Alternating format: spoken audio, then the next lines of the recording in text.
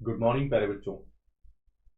आप सभी को exam time with Akhilesh sir की तरफ से नव वर्ष की ढेर सारी शुभकामनाओं के साथ।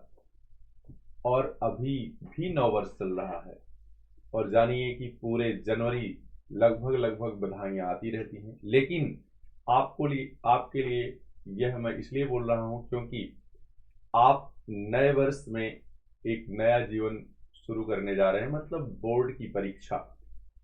ये आपके लिए अभी तक का सबसे नया अनुभव होगा कि आप किसी जगह किसी दूसरे सेंटर पे जाकर, ठीक है, एक नए तरीके से, मतलब कहने का तात्पर्य है कि इसके पहले बोर्ड का एग्जाम कभी नहीं होता है 10th के लिए, ठीक है। इसके पहले 9th हो या इसके पहले की सारी क्लासें आपने अपने स्वविद्यालय में परीक्षाएं दी हैं। बच्चियां तो हमेशा सेल्फ ही रहती हैं, लेकिन तब भी बोर्ड के नाम पर डर लगता है। लेकिन उसी डर को भगाने के लिए, जैसा कि मैं रोज आपसे कहता हूं, कि मैं आपके 20-20 क्वेश्चन का जो सेट है, ठीक है, प्रत्येक अध्याय में और प्रत्येक प्रश्न पत्र में आएगा, वो सभी अध्यायों को मिलाकर रहेगा। लेकिन मैंने उसके पहले प्रत्येक अध्याय से जो महत्वपूर्ण क्वेश्चन है उसके रिवीजन की बात कर दी है। मतलब क्या कि जितने भी क्वेश्चन आपके अध्याय में बन जाते हैं, उतना क्वेश्चन महत्वपूर्ण जो आए हुए हैं परीक्षाओं में उसका लेकर आ जाता हूं, निश्चित तौर पे आपके लिए, कि आपकी तैयारी का आकलन हो पाए, ताकि और अपनी तैयारी में तेजी ला सकें, ताकि 24 फरवरी का इंतजार आप करने लगें। ये नहीं कि अभी तैयारी नहीं हुई, तैयारी नहीं हुई। तो इसके लिए जुड़िए exam time with Akhilesh sir से। निश्चित तौर पे आपके सुनहरे भविष्य के लिए यह बहुत ही अच्छा प्लेटफॉर्म है। तो आइए, आज तीसरा चैप्टर उठाया गया है, सामाजिक विज्ञान का तीसरा चैप्टर, ठीक है, तीसरा चैप्टर। और यूपी बोर्ड, किसका? यूपी बोर्ड, जिसका नाम है भूमंडलीकृत विश्व का बनना। भूमंडलीकृत विश्व का बनना। इससे जो भी 20-22 क्वेश्चन इंपॉर्टेंट है उसकी बात हम करेंगे, उसकी चर्चा हम करेंगे, ठीक है। तो आइएगा, देखिए,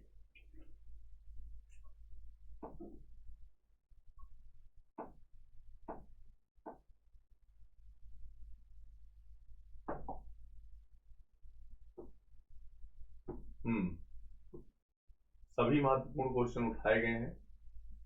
पहला क्वेश्चन आपका क्या है? आयरलैंड में आलू का अकाल कब पड़ा है? आयरलैंड में आलू का अकाल कब पड़ा है?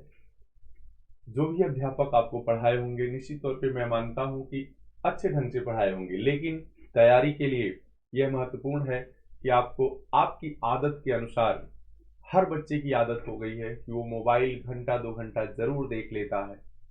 तो बेहतर ये होगा कि आप जो 1 महीने से थोड़ा सा ज्यादा टाइम बचा है, मोबाइल में अच्छी चीज देखिए जो आपके भविष्य को बना सकती है, आपके लिए अच्छा कुछ कर सकती है, ठीक है ना जी। तो आयरलैंड में आलू का अकाल, ये निश्चित आपने पढ़ा होगा। तो पहले इसका आंसर जो आप जानते हैं लगाने की कोशिश करिएगा, तब तक मैं कुछ आपको और बताता हूं इससे संबंधित। देखिएगा, आयरलैंड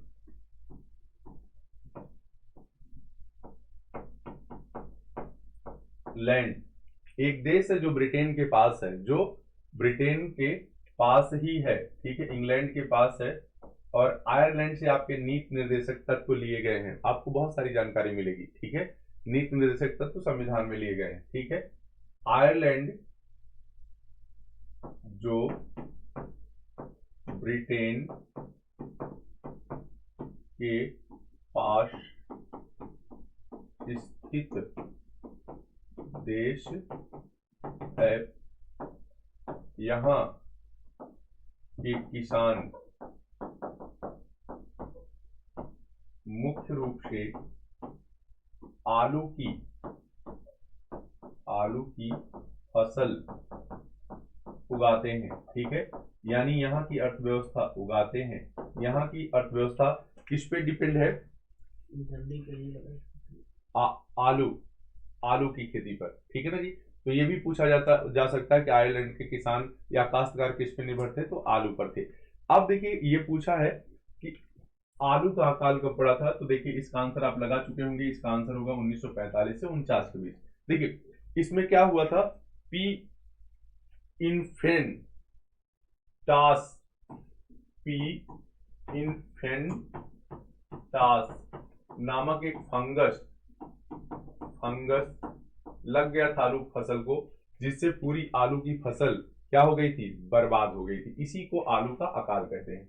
आइए दूसरा क्वेश्चन कह रहा है कि वैश्वीकरण ने जीवन स्तर के सुधार में सहायता पहुंचाई है। ठीक है, तो वैश्वीकरण आप जानते हैं, वैश्वीकरण का अर्थ होता है देश की सारी विश्व की सारी अर्थव्यवस्थाओं का एक मिलना होता है। ठीक है, विश्व की सारी अर्थव्यवस्थाओं का मिल जाना ही क्या कहलाता है, वैश्वीकरण कहलाता है। ये कैसे, जब बिना किसी प्रतिबंध के सभी देशों के बीच आयात और निर्यात यानी व्यापार होने लगता है, तो उसे ही हम वैश्वीकरण कहते हैं। इसका एक मोटो है वसुधैव कुटुंबकम, मतलब सारे विश्व को ही एक परिवार की तरह समझना ही क्या कहलाता है, वैश्वीकरण। मैंने कहा नहीं कि आपके 60 आंसर भी तैयार होंगे, बस केवल आप ध्यान से क्या करिए, सुनने का प्रयास करिए। देखिए, तो इसका सभी लोगों को, विकसित देशों के को, विकासशील देशों के श्रमिकों को उपयुक्त में से कोई नहीं। तो जो इसका सबसे, वैश्वीकरण ने जीवन स्तर के सुधार में सहायता पहुंचाई, तो जो इस, वैसे तो क्या होता है, सभी देशों को फायदा हुआ, लेकिन सबसे अधिक जो फायदा होता है वो किसको फायदा होता है, तो विकसित देशों के लोगों को फायदा होता है। ठीक है, विकसित देशों को। क्यों ऐसा होता है, क्योंकि विकसित देश वही देश हैं जो उद्योगों में ज्यादा विकास कर लिए हैं और उनको अपने माल को बेचना होता है, अपने द्वारा निर्मित वस्तुओं को बेचना होता है। जो विकासशील और अल्प विकसित देश उनके लिए बाजार का काम करते हैं। ठीक है, तो सबसे ज्यादा फायदा उनको हुआ है। आगे बढ़िएगा, कह रहा है कि कार्न ला किस फसल से संबंधित है। जल्दी से ऑप्शन करिएगा, उसके पहले मैं कुछ चीजें और आपको बताता हूं। ठीक है, कार्न ला, कार्न का मतलब होता है मकई, जिसे मक्का कहते हैं। इसको मक्का कानून भी कहते हैं, मक्का कानून। ठीक है, मक्का कानून। ठीक, तो मक्का कानून आपका आंसर ही आ गया। ठीक है, मक्का कानून। देखिए, ब्रिटिश यानी इंग्लैंड वाले ब्रिटिश अर्थात अंग्रेज अपने फायदे के लिए इस नियम को बनाए थे। ठीक है, बनाए थे, कार्न ला। निश्चित तौर पे आप ध्यान दीजिएगा इसको। और यह नियम कहां, 1815 में लॉर्ड लिवरपूल के द्वारा। कब, 1815 में लॉर्ड लिवरपूल के द्वारा पारित किया गया था।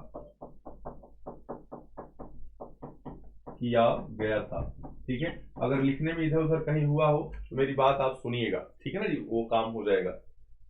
अगला है कि वैश्विक कृषि अर्थव्यवस्था का विकास कब हुआ। ठीक है, तो वैश्वीकृत अर्थव्यवस्था का विकास कब हुआ, तो आप ऑप्शन देखिए, आंसर को लगाइए। तब तक कुछ चीजें मैं और आपको इसमें बताता हूं, ताकि आप, क्योंकि बहुविकल्पी प्रश्न जो होते हैं चैप्टर का क्रीम होता है, अगर ये आपको आ गया तो पूरा चैप्टर आपको समझ में आ जाता है। ठीक है, वैश्वीकृत अर्थव्यवस्था का क्या मतलब होता है, देखिएगा। वैश्विक कृषि अर्थव्यवस्था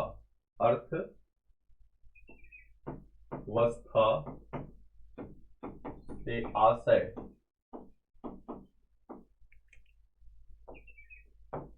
सभी कृषि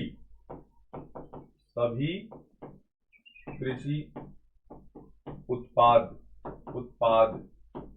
जैसे खाद्यान्न, गेहूं, चावल, नकदी फसल, चाय, रबड़, कहवा एवं पशुओं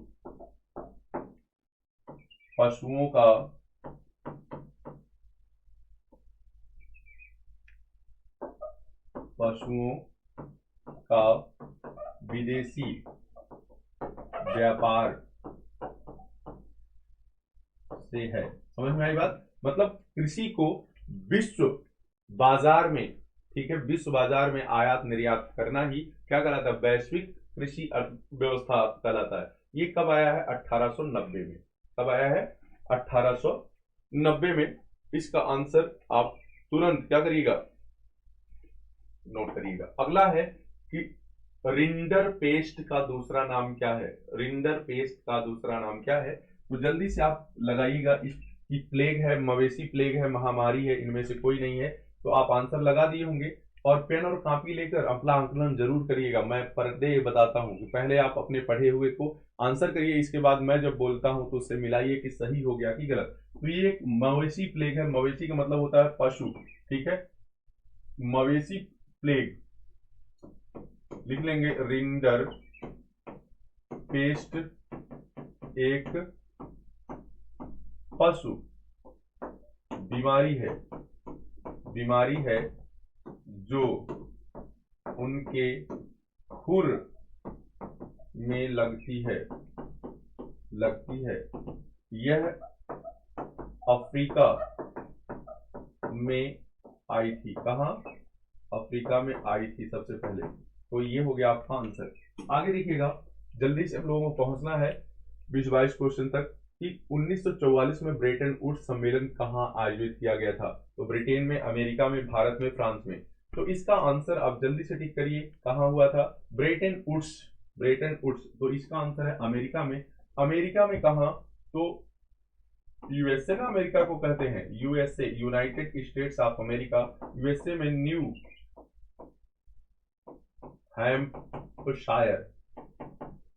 हैम्पशायर में ब्रेटन वुड्स सम्मेलन हुआ था, ठीक है। इसके बाद हम बात करते हैं कि 19वीं शताब्दी के गिरमिटिया को अक्सर वर्णित किया जाता है। गिरमिटिया, देखिएगा, अंग्रेज क्या किए थे 19वीं शताब्दी में? अंग्रेजों के द्वारा चूस लेने के कारण भारतीय अर्थव्यवस्था बिल्कुल चरमरा गई थी और भारतीयों की स्थिति बहुत ही बद से बदतर हो गई थी, ठीक है। लोग रोटी रोटी के लिए मोहताज थे और उसी का फायदा उठाने के लिए, ठीक है, एक नई गुलामी कि हम आपको खाना पानी देंगे, हमारे काम के लिए आप विदेशों में, ठीक है, जहां वो चाहते थे वहां उनको भेजते थे, ठीक है। तो ये क्या है? गुलामी की एक नई प्रणाली है। गुलामी की एक नई प्रणाली किसके द्वारा चलाई गई? अंग्रेजों के द्वारा। जो उत्तर प्रदेश, बिहार, जहां ज्यादा जनसंख्या के लोग रहते थे, वहां इन्होंने अप्लाई किया, ठीक है ना जी। आगे बढ़िए। आप निश्चित रूप से पढ़े होंगे ब्रिटेन में कार्न लॉ समाप्त करने का कारण था, ठीक है। जल्दी से आप इस प्रश्न का जवाब दीजिए ताकि हम लोग आगे बढ़ें। ब्रिटेन में कार्न लॉ समाप्त करने का मुख्य कारण क्या था?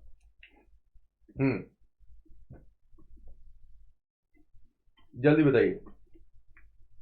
ब्रिटेन में कार्न लॉ, कृषि उत्पादों में अधिकता, जनसंख्या में वृद्धि, कार्न आयात पर नियंत्रण।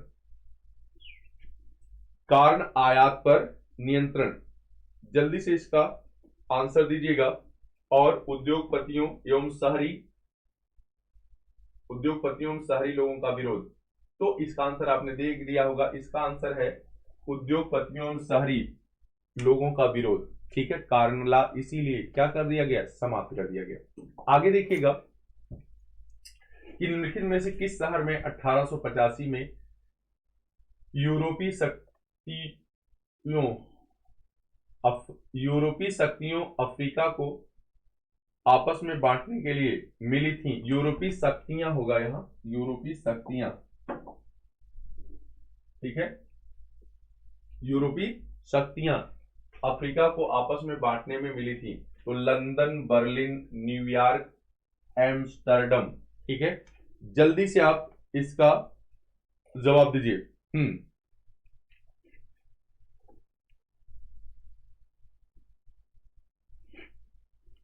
जल्दी से बताइएगा कि निम्नलिखित में से किस शहर में 1885 में यूरोपीय शक्तियां अफ्रीका को आपस में बांटने में क्या थी? लगी थी। तो इसका आंसर है बर्लिन। क्या है? बर्लिन, ठीक। यूरोप की शक्तियां, यूरोप के जो देश हैं वो भी मुख्य रूप से कहां? ब्रिटेन, फ्रांस, जर्मनी, ये जो ताकत में आगे बढ़ रहे थे। अफ्रीका आप जानते हैं कि यह एक गरीब महाद्वीप है, इसमें बहुत ज्यादा, केवल दक्षिण अफ्रीका को या कुछ ऐसे देशों को ले लिया जाए जो थोड़ा सा ठीक ठाक स्थिति में थे ज्यादा, तो इन्हीं को ये बांटने में लगे थे और बांटकर अपना फायदा लेना चाह रहे थे। आगे है कि ब्रिटेन वुड्स नामक संस्था निम्नलिखित में से कहाँ स्थित है, तो अभी इसका आप जवाब मिला है अमेरिका यानी यूएसए में, ठीक है। ब्रिटेन वुड्स नामक संस्था कहाँ स्थित है, या अमेरिका यूएसए में स्थित है। अगला देख लीजिएगा, हेनरी फोर्ड ने कार उद्योग की स्थापना कहाँ की। हेनरी फोर्ड, ठीक है, कार उद्योग की स्थापना कहाँ की है, तो मिशिगन में, डेट्रॉयट में, कैलिफोर्निया में, लॉस एंजल्स में। जल्दी से जवाब दीजिएगा। देखिए इसका उत्तर है डेट्रॉयट, और ये कहाँ है, यूएसए में है, अमेरिका में है। और डेट्रॉयट नदी है, डेट्रॉयट का है, यह एक नदी है, इस नाम की नदी है। यहाँ ऑटोमोबाइल उद्योग, इसको क्या कहते हैं, ऑटोमोबाइल, हेनरी फोर्ड, इसी नाते फोर्ड कंपनी जो आपकी मारुति बनाती है वो अमेरिका की है, उसी के नाम पर इसका नाम पड़ा है, ठीक है, हेनरी फोर्ड के नाम पर। ठीक, अब आप जानिएगा, इसीलिए जहां जहां विश्व में ज्यादा कार ऑटोमोबाइल बनता है उसको ऑटोमोबाइल उद्योग या डेट्रॉयट कहते हैं, ठीक है ना जी। इसका आंसर ये होगा। आगे बढ़िएगा, कह रहा है महामंदी का प्रारंभ कब हुआ था, महामंदी का प्रारंभ कब हुआ था, महामंदी है ना, तो देखिए इसका आंसर जो है गलत ठीक हो गया है, नहीं ठीक है, दिया गया है 1919, 1924, 1929 और 1934।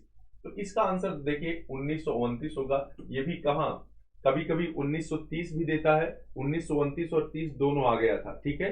तो 1929 ऑप्शन में रहे तो भी मार दीजिएगा, 1930 रहे तब भी। ये यूएसए यानी अमेरिका में मंदी का तात्पर्य यह है कि जब उत्पादन बहुत ज्यादा मात्रा में रहे, क्रय शक्ति घट जाए, जिससे अर्थव्यवस्था ऋणात्मक स्थिति में चलने लगे, पीछे आगे बढ़े ही ना, ऐसी स्थिति को महामंदी कहते हैं। क्या कहते हैं, महामंदी। इसको दूर करने के लिए अनुत्पादक कार्य शुरू किए जाते हैं और जनता के हाथ में पैसे दिए जाते हैं ताकि वो सामान को खरीदे, और जैसे ही सामान खरीदते हैं लोग, वैसे अर्थव्यवस्था आगे बढ़ जाती है। क्लियर। हाँ, आगे देखिएगा, क्या है कि निम्नलिखित में से किस कानून ने ब्रिटिश सरकार को मकई के आयात को प्रतिबंध करने की अनुमति दी। ठीक है, मकई बहुत ही इंपॉर्टेंट है, ठीक, मकई, मक्का। और जान लीजिएगा, जौनपुर में ज्यादा, एक गांव को ही आईएस कहते हैं, ठीक है। ऐसा क्यों हुआ है, क्योंकि जौनपुर में मक्का ज्यादा उत्पादन होता है और मक्का ब्रेन को बहुत अच्छा करता है, ठीक है। तो देखिएगा, निम्नलिखित में से किस कानून ने ब्रिटिश सरकार को मकई के आयात को प्रतिबंध करने की अनुमति दी। जल्दी से ये आंसर दीजिए। खाद्य अधिनियम, मकई अधिनियम, मकई कानून और आयात कानून। तो जल्दी से बताइएगा। तो आपने अभी देखा कार्नला, मकई कानून, ये फिर से प्रश्न आ गया है। कह रहा है कि वर्ष 1929 की महामंदी का प्रमुख कारण क्या था। कृषि क्षेत्र में अति उत्पादन, कृषि क्षेत्र का न्यून उत्पादन, बेरोजगारी, प्रमुख बैंकों का धराशायी होना। तो ये जान लीजिएगा कि महामंदी में प्रमुख बैंक जो थे धराशायी हो गए थे, क्योंकि लोगों के हाथ में पैसे ही नहीं थे और लोग अपनी जमा पूंजी भी बैंक से निकालने चले गए थे। और बैंक में जिस दिन सारे ग्राहक अपना पैसा निकालने चले जाएंगे, उस दिन बैंक दोनों हाथ खड़ा कर देगा, क्योंकि जितना पैसा वो लोगों का जमा किए रहता है उससे ज्यादा पैसा बांट दिया रहता है, ठीक है। तो सारे लोगों के पैसे एक साथ वो दे ही नहीं सकता, क्योंकि साख निर्माण इसी को कहते हैं। मैंने बहुत अच्छे से समझाया आपको और पढ़ाया है, ठीक है। आगे देखिएगा, विश्व बैंक और आईएमएफ ने औपचारिक रूप से कार्य करना शुरू किया। तो देखिए, विश्व बैंक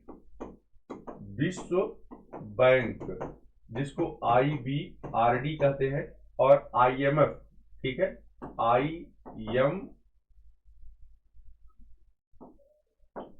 ठीक है, अंतरराष्ट्रीय मुद्रा कोष कहते हैं इसको, अंतरराष्ट्रीय मुद्रा कोष कहते हैं इसको, ठीक है। ये दोनों की स्थापना कब हुई थी, ब्रेटन वुड्स सम्मेलन 1944 में, एक ही साथ दोनों की स्थापना हुई थी, स्थापना, ठीक है। लेकिन कार्य कब शुरू किया था, 1947 से। स्थापना, जैसे कोई चीज बन जाता है उसके बाद वो कार्य करना शुरू करता है, तो 1947 से। विश्व बैंक और IMF, इंटरनेशनल मनी फंड, ठीक है। आगे देखिएगा, संयुक्त राष्ट्र मौद्रिक एवं वित्तीय सम्मेलन कहाँ हुआ? संयुक्त राष्ट्र मौद्रिक एवं वित्तीय सम्मेलन तो वही हुआ है, इसी को ब्रेटन वुड्स सम्मेलन भी कहते हैं, ब्रेटन वुड्स सम्मेलन, ठीक है। इसी में आपके दोनों बने हैं, ठीक, न्यू हैम्पशायर में। अभी आपका ये मैंने बताया America, USA, America, USA, clear.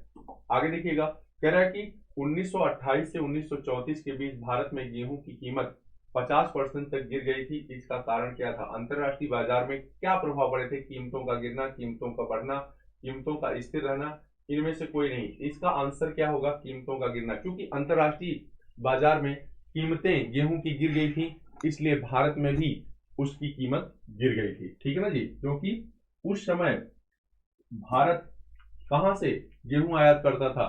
Canada और अमेरिका से गेहूं आयात होता था। भारत एक कृषि प्रधान देश होने के कारण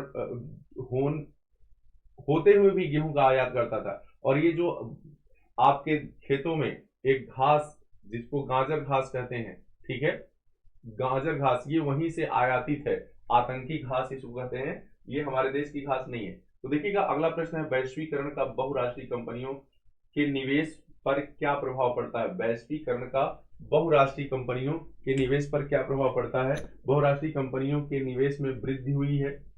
बहुराष्ट्रीय कंपनियों द्वारा भारत के विदेशी व्यापार के अधिकांश भाग पर नियंत्रण हुआ है। बहुराष्ट्रीय कंपनियों के आगमन से लोगों की आर्थिक स्थिति सुदृढ़ हुई है। उपर्युक्त सभी, तो जल्दी से बताइएगा कि क्या प्रभाव पड़ा है, ठीक है। तो ये देखिए, ये सभी प्रभाव पड़े हैं, आप इसका आंसर लगा दिए गए हैं, ये बहुत बेहतरीन ढंग से आपको पढ़ाया गया है अर्थशास्त्र के पोर्शन में, ठीक है।